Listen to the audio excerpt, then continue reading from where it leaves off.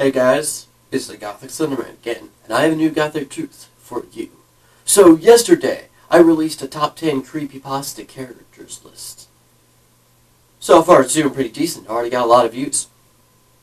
But anyway, I decided to remove all confusion and finally make the worthy mentions video I said I'd make. This video is meant to be for the characters who couldn't be on the top 10 list, but are good enough to be in this video. The reason they couldn't be on the list is because either I don't know a lot about them, or they broke the rules, which you're going to have to go back to the original video to see. The original video will be in the link in the description if you want to see the actual top 10 lists. But if you want to see who's in the worthy mentions, we can start right now. Slenderman. Slenderman was never meant to be on the list because we wanted to have pure creepypasta characters, and I classify Slenderman as his own character outside of creepypasta because of Slender the Arrival, the films that are about him. It's like, it feels like he should be classified as his own character, and that he broke one rule, and that one rule was no Slenderman. For that exact reason, we should classify him as his own character. I mean, I think he should be pure Slenderman, not Slenderman and creepypasta. Sonic.exe. We were thinking to add Sonic.exe into the list. However, since the creepypasta does get low received every now and then, we decided to remove him from the list. And it's just all like, Sonic.exe was great, but not as good as D10. Happy Appy. Happy Appy is a joyful apple that turns to a homicidal apple near the end of a Nick Jr. TV show. We decided to have him in as well, but for the same reason Sonic.exe wasn't in.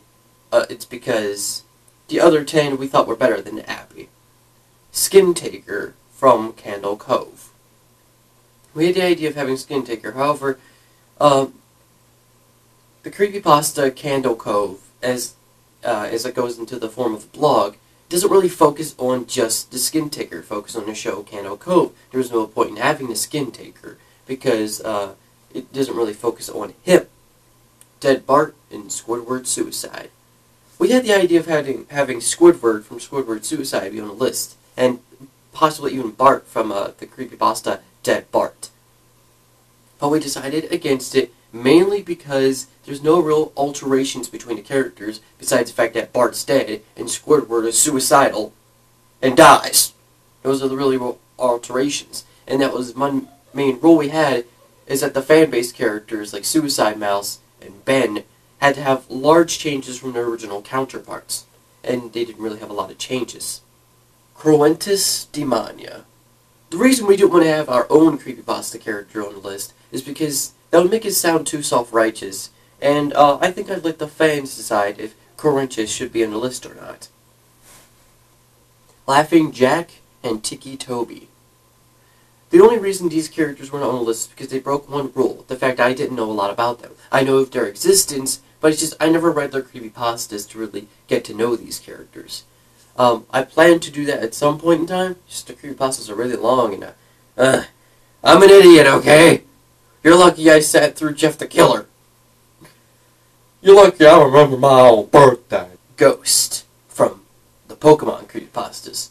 The reason Ghost wasn't in is because, well, when we see Ghost, we just see him be used in nearly every Pokemon creepypasta, just like Lavender Town.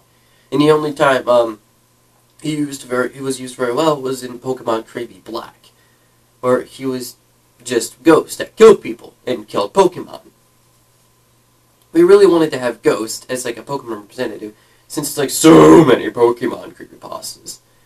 It's like, when you think of creepypastas based on video games, the first one that comes up is Pokemon, right? Yeah. And you think of Ghost or Lavender Town.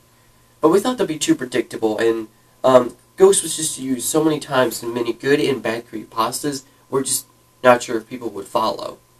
You know, like, see the original Ghosts. Like, oh, well, which creepypasta are you talking about, man? I don't know which one. I've seen so many with ghosts.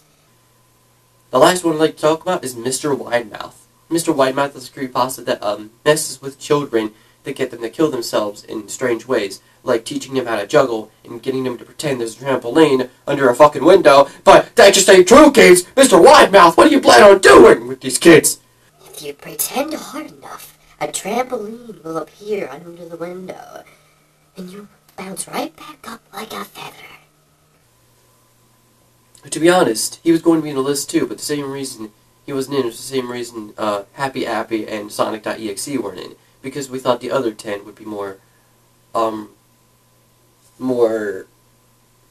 deserving than the others. That, and I never got to read a creepypasta of Mr. Widemouth. Yeah, I know the list may seem a bit strange, especially since it has a Lauren Gutsripper creepypasta character that not many people know about. And it may seem like out of order, because people like Ben more than Red, and you guys should just go to see the list yourselves if you haven't. I hope you enjoyed this, Worthy Mentions video. I plan to make more top 10 videos and more unique videos and stuff. If you liked the video, leave a like, favorite, maybe subscribe if you want to see some more horrific stuff. Oh, this was so scary. Oh, God. We all see fish soon, at least once in our lives. I won't let fate be my guide. I will stand and will make my cry for pride. In my world, inside this vibe of love, reality and our twisted prayers make all my dreams and days ahead just fall apart. Throwing all the lies away is pointless. Goodbye, precious. Go change this destiny of mine, 'cause I will never stop my try for pride. In my world, and singing this song above, I'll let its wish bring